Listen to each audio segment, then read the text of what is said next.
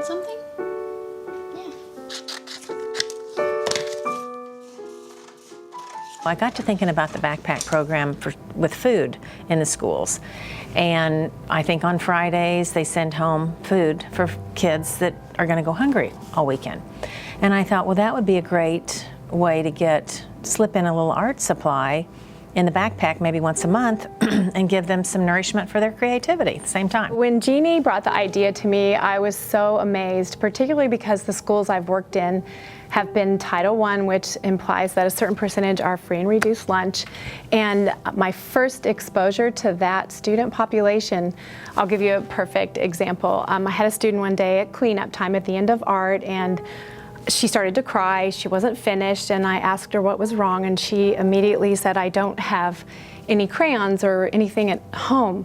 And I'll never forget that moment, because it's just, I don't know.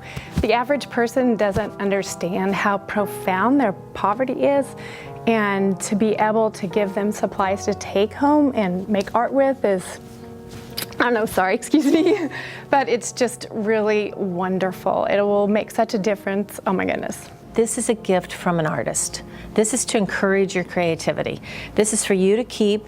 It's for you to take care of and enjoy and create with. There's no homework involved. Keep it up on the shelf so your little 2-year-old sister isn't getting into it and, ruining the drawing on the walls of your home.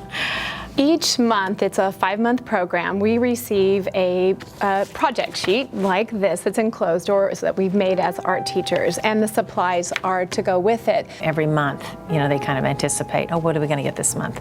And how can I use that with what I've been given before? So they've learned how to use the materials, learn how to take care of the materials, and then they're able to best use them at home.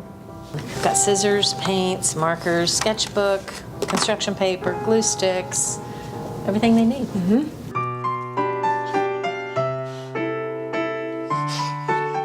I could put this in the middle. Yeah. We've created galleries in the past for a studio to go. I think anytime a student sees their artwork hung in a hallway, it is a way of honoring their effort.